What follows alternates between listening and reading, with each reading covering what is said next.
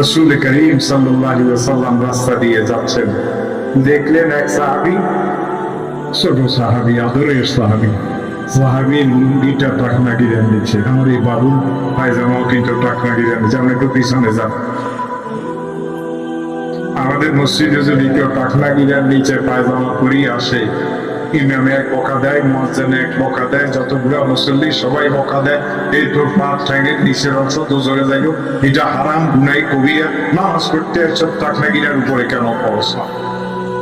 সত্য না মিথ্যা? রাসূল দেখলেন, রাসূল কি করলেন এইটাও তো জানার দরকার। রাসূল কি জানতেন না হারাম? রাসূল কি জানতেন না টাকনা গিরার নিচে পুলিটা জাহান্নামে যাবে? রাসূল পাক সাল্লাল্লাহু আলাইহি ওয়াসাল্লাম কি বললেন? ওদিকে ফিরবা। আমি তো পায়জামা খুলব না, পায়জামা শ্বশুর বাড়ি দেখেই বুঝবো না। ছাগল ছাগল খালি এইদিকে দেখেন, তার পায়জামা খুলিয়ে দেখি। রাসূল করিম সাল্লাল্লাহু আলাইহি ওয়াসাল্লাম সাহাবীকে বললেন, ইরফা ইজারাক, আমার আদরের সাহাবী লুঙ্গিটাকে তো উপরে উঠে পড়ো।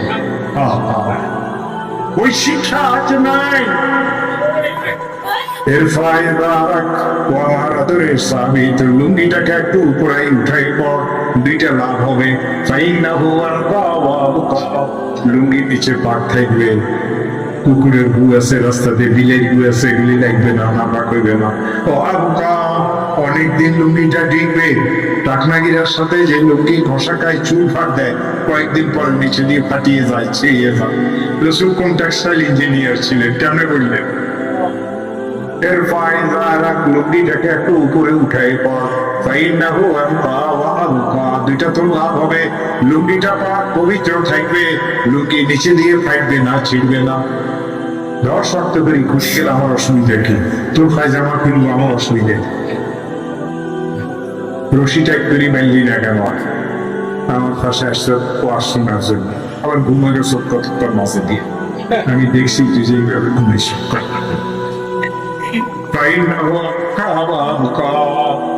সাহাবী চিন্তা করলেন, রাসূল বলছেন লুঙ্গি যেন টিকে, লুঙ্গি যেন পাক থাকে। আমার লুঙ্গি বহুত পুরান হয়ে গেছে, পয়সা নাই, অনেক দিন থেকে নতুন লুঙ্গি কিনতেও পারি নাই।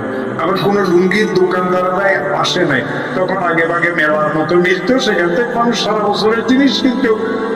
আমার লুঙ্গিটা তো গামছা কাপড়ের লুঙ্গির মতো, তেনার মতো লুঙ্গি, কয়েক জায়গাতে ফাটো দিয়েছে, সেলাইও করেছি। উঠতে বসতে খুব সাবধানে উঠি, যেন পিছনে নতুন কোনো ফাটা না দেয়। তো সাহাবী রাসূলকে বলে, ইন্নাহা বারদাতুন মালহা, ইন্নাহা বারদাতুন মালহা। এই হাদিস কিন্তু আমরা হুজুর পড়ি নাই, আর যারা পড়ছি তারা ভুলিয়ে গেছি। গরম ওয়াজ করি, মুসলমানের মারামারি লাগাই দিলে এটাকে আমরা ভালো মনে করি। ইন্নাহা বারদাতুন মালহা, ইন্নাহা বারদাতুন মালহা। ইয়া রাসূলুল্লাহ, অনেক পুরান হয়ে গেছে, গামছার মতো লুঙ্গি একেবারে তেনার মতো হয়ে গেছে, একবারে ফসিয়ে গেছে, টাকা পয়সাও নাই, দোকানদারও আসে নাই। ইয়া রাসূলুল্লাহ, দোকানদার আসলে এবার নতুন লুঙ্গি কিনে এনে।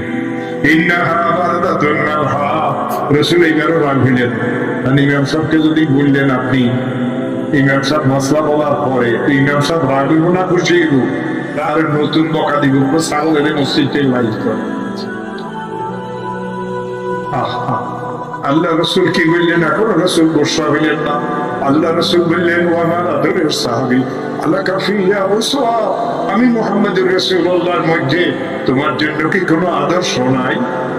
এবার সাহাবী মাথা নিচু করিয়ে দেখে আল্লাহ রাসূলের পায়জামা আর ওই সাহাবীর লুঙ্গিটা পাখনা গিরার উপরে। ওই সাহাবী কাঁদে আর বলে, ফাওয়াল্লাহি মা ফারাবানি ওয়ালা লাতামানি ওয়ালা শাতামানি রাসূলুল্লাহ সাল্লাল্লাহু আলাইহি ওয়াসাল্লাম।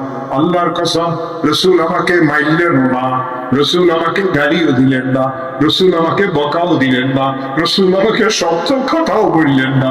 ফাওয়াল্লাহি মা ফারাবানি ওয়ালা লাতামানি ওয়ালা শাতামানি রাসূলুল্লাহ সাল্লাল্লাহু আলাইহি ওয়াসাল্লাম।